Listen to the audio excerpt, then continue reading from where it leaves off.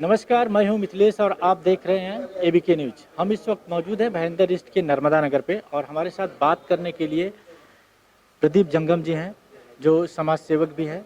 कई सालों से मैं इनको देखता हूं, गणपति बप्पा की स्थापना करते हैं, लेकिन इनके गणपति के हर साल मैं देखता हूं कहीं न कहीं कुछ एक खास मैसेज रहता है।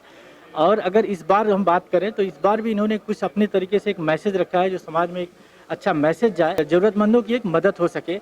इस बार हम सबसे पहले इनसे जानते हैं कि इनकी गणपति की खासियत क्या है। प्रदीप जी, आपका बहुत-बहुत स्वागत है हमारे एबीपी। धन्यवाद। इस बार इको फ्रेंडली गणेशोत्सव तो अपना हमेशा थीम है। मीरा मंदिर में सबसे पहले तो शुरुआत गणपति की इको फ्रेंडली गणपति सार्वजनिक तो रूप से बिठाना हमने शुरुआत किया था। आज बहुत अच्छा रिस्पांस पूरे मीरा मंदिर में ज़्यादा करके सभी पंडालों में गणपति बप्पा की इको फ्रेंडली की मूर्ति लाई है, जिससे पर्यावरण को हानि नुकसान जो पहुँचता है वो आज रेशियो कम हो जाएगा 80%। तो इस बार हम लोग का मीरा मंदिर से रिलेटेड हम लोग कुछ ना कुछ तो इशू रखते हैं कि सिर्फ भगवान की सेवा ही नहीं कि जन सेवा भी करना चाहिए, उस माध्यम से लोगों तक पहुंचना चाहिए। बहुत सारे मंडल से ऐसे हैं जो जन जागृति करते रहते हैं, हम भी उसी में प्रयास में रहते हैं।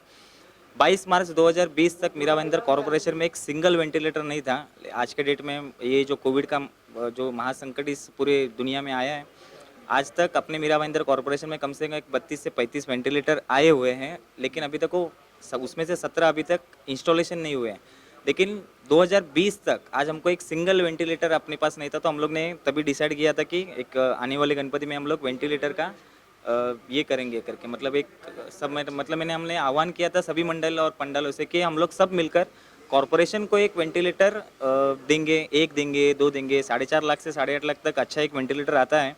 तो हम लोग ने सब मंडल को मैंने आह्वान किया था कि हम लोग एकत्रित होकर अपने गणपति के पंडालों से जितना भी डेकोरेशन, अभी हमने भी इस बार बाहर जो मंडप रहता है वो नहीं बिठाया, फिर ये भी मंडप हमने आधा किया और कुछ थीम वगैरह रखा नहीं। डेकोरेशन का जितना भी पैसा बचा हम लोग ने पेटी में रखा है।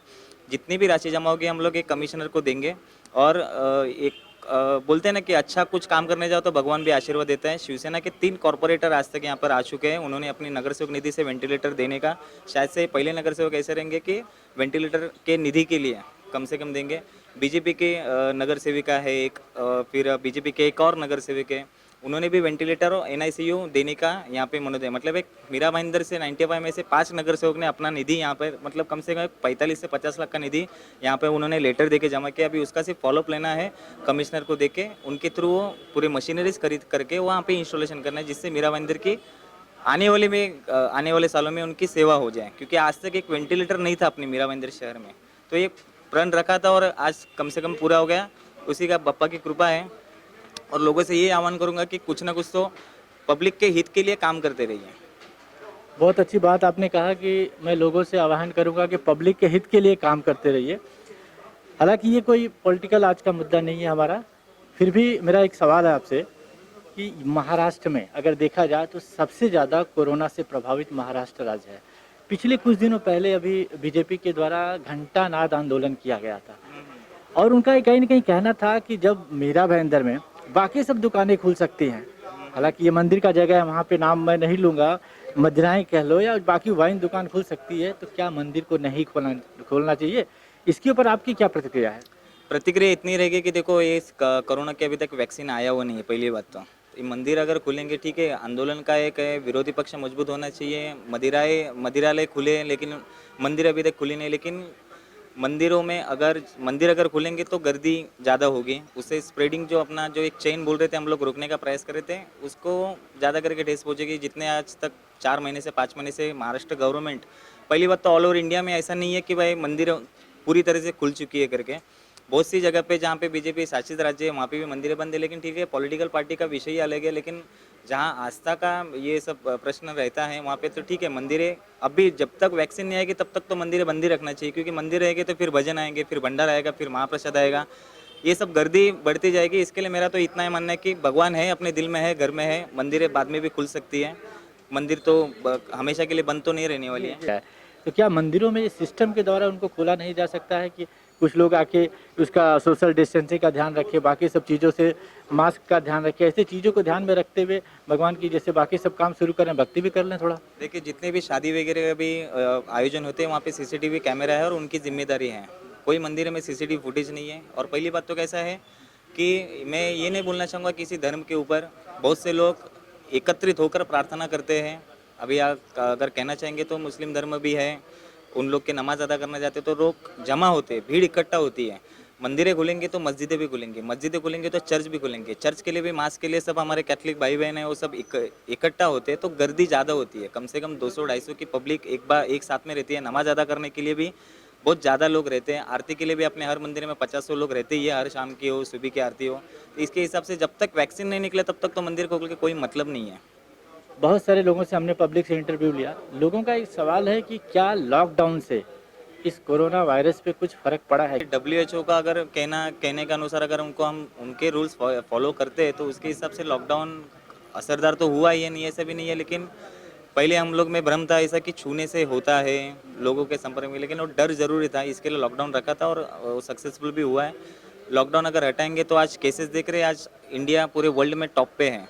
सबसे ज़्यादा पेशेंट अगर किधर इंडिया में है और वैक्सीन नहीं निकला तो तब तक अगर मैं तो इतना भी कहना चाहूँगा कि लॉकडाउन ये मतलब बोलते हैं ना सम विषम के हिसाब से आप चालू कर दीजिए वापस से। पूरी तरह से छूट देंगे तो कैसे लोग बेवजह खुलेआम घूमते रहते हैं, इसके लिए पाबंदी लाना ज़रूरी है। जब तक वैक्सीन नहीं निकले तब तक तो होना चाहिए। हम अपने मेन मुद्दे पे आते हैं, जैसे कि गणेश चतुर्थी की बात करें। गणेश चतुर्थी जब आती है तो पूरे देश भर में मनाया जाता है, लेकिन महाराष्ट्र में इसकी धूम कुछ अलग ही देखने को मिलती है। और महाराष्ट्र में इस बार सबसे ज़्यादा प्रभावित राज्य जो है कोरोना की वजह से महाराष्ट्र रहा है। गणपति विसर्जन पे कितना असर हुआ? आपने भी जैसे हर साल गणपति रखते हैं, इस बार भी आपने रखा है, तो किस तरह आप मैनेज किए पूरे लॉकडाउन के हिसाब से? देखिए ऑल ओवर इंडिया में तो गणपति का जो स्थापना रहता है तो महाराष्ट्र के आराध्य दैवत है और उनका स्थापना सिर्फ महाराष्ट्र में ही ज़्यादातर होता है। अभी ठीक है, बहुत सारे जगह पे भी अभी घर पे बिठाने लगे लोग, कर्नाटक हो, बेंगलुरु हो, दिल्ली हो, यूपी हो। लेकिन विसर्जन के हिसाब से अगर आप देखने जाएंगे तो असर तो पड़ा ही है। लोग आज भी मंडप में आने के लिए नगर सेवक भी डर रहे कि भाई नहीं आना है करके, क्योंकि मैं एक जगह पे जाऊंगा तो सब जगह पे जाना पड़ेगा। तो उससे कैसा है कि सब लोगों को टेंशन है, क्या है वैक्सीन जब तक नहीं निकलेगा तब तक ये विसर्जन पे भी मतलब जो गर्दी होनी चाहिए वो नहीं होगी, क्योंकि लोग डर रहे हैं। आज की डेट में भी बिल्डिंग का मंडल का भी गणपति है, वहाँ पे दर्शन के लिए नहीं जा रहे, तो असर तो हुआ ही है सभी के ऊपर। पूरे लॉकडाउन में अगर मैं नेताओं की बात करें तो आपका क्या मानना है कि नेताओं ने पब्लिक का मदद किस तरह से किया और कितना परसेंट किया, कितना नहीं किया? देखिए इसमें तो 50-50% मैं बोलूँगा। बहुत सारे लोगों ने डे फर्स्ट से पीपी किट डालकर मरीजों की जांच पड़ताल की, उनको राशन पहुंचाने का काम किया, सब्जी पहुंचाने का काम किया। बहुत से नगर सेवक आज भी नीचे नहीं उतरे, कम से कम 5 महीने हो गए, आज भी नीचे नहीं उतरे और ना ही किसी अपने प्रभाग में, चाहे वो रिक्शा वाला हो, चाहे वो रोज़ जो कमाने जाता है, रोज़ को वह खुद के जो पानी पीने की जिसको आदत है, रोज़ के जो जिनके धंधे हैं, फेरी वाले हैं, इन लोग का राशन पहुंचाने का काम किसी भी पॉलिटिकल नेता ने नहीं किया। ठीक है, वो एक दिन किया, एक किट 4 दिन पूर्ति है, 5 दिन उसमें ये हो जाते हैं, लेकिन उनका जो 3 महीना 4 महीने के हिसाब से जो देना चाहिए उतना राशन उनको देना ज़रूरी था, लेकिन नेता लोगों ने कोई काम किया नहीं है। आम जनता को आप अपने तरफ से कोई छोटा सा मैसेज? आम जनता के लिए तो इतना मैसेज दूंगा कि आप पढ़े लिखे हो तो कम से कम आज मेडिकल फैसिलिटी आज इस पूरे मीरा भाईंदर शहर में नहीं है, आज महाराष्ट्र में नहीं है, ऑल ओवर इंडिया में नहीं है। जो अस्पताल सालों पहले बने हुए हैं उन्हीं को डेवलप नहीं कर पाए, तो अब गवर्नमेंट को आपको सवाल करना चाहिए और हर चीज़ के लिए सवाल करना चाहिए। हम पानी नहीं आता है तो वॉचमैन को चिल्लाते, लेकिन हम नगर सेवक को नहीं बोलते, ना किसी विधायक को फ़ोन करते। तो सवाल करना सीखिए, इतना ही मैं मैसेज दूंगा। बहुत अच्छी बात प्रदीप जंगम जी ने कहा कि कम से कम जनता को जागरूक होना चाहिए। तो आप देख रहे थे, हम बात कर रहे थे इस वक्त प्रदीप जंगम जी से, जो हर साल गणपति बप्पा को बिठाते हैं और विसर्जन करते हैं। हर साल कहीं ना कहीं अपने इस स्थापना के माध्यम से कुछ मैसेज देने की कोशिश करते हैं और इस बार भी इन्होंने यहाँ पे आपको मैं दिखाना चाहूँगा वेंटिलेटर निधि बनाया हुआ है कि लोग अपने हिसाब से यहाँ पे आके मदद कर रहे हैं। और इनका ऐसा कहना है कि कम से कम कितना जंगम साहब जमा हो गया इसमें अभी तक? शिवसेना के 3 कॉर्पोरेटर कुसुम गुप्ता, अर्चना कदम जी और गणेश परशुराम पाटिल, बीजेपी से नीला सोन्स और गणेश शेट्टी, इन लोगों ने वेंटिलेटर के लिए और एनआईसीयू जो बच्चों के लिए जो आवश्यक ज़रूरत है उनके लिए निधि देने का लेटर मुझे सौंपा है। कितना अमाउंट अब तक?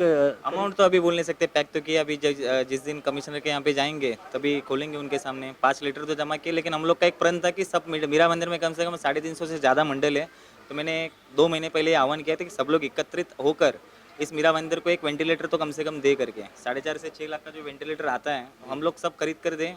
हर मंडल अगर 15-15, 11-11 हज़ार रुपये जमा करता तो आज हम दे सकते थे, लेकिन कोई मंडल ने नहीं दिया। लेकिन आज तक किसी कॉर्पोरेटर ने भी नहीं दिया था वेंटिलेटर, लेकिन आज शिवसेना के 3 और बीजेपी के 2 ऐसे नगर सेवकों ने यहाँ पे निधि अपना जमा कर दिया। हम उम्मीद करते हैं कि इस अच्छे काम में और भी लोग जुड़ेंगे और जंगम साहब का हाथ भी मजबूत करेंगे। इसी के साथ मुझे दीजिए इजाज़त और देखते रहिए ABK न्यूज़ मीरा भाईंदर।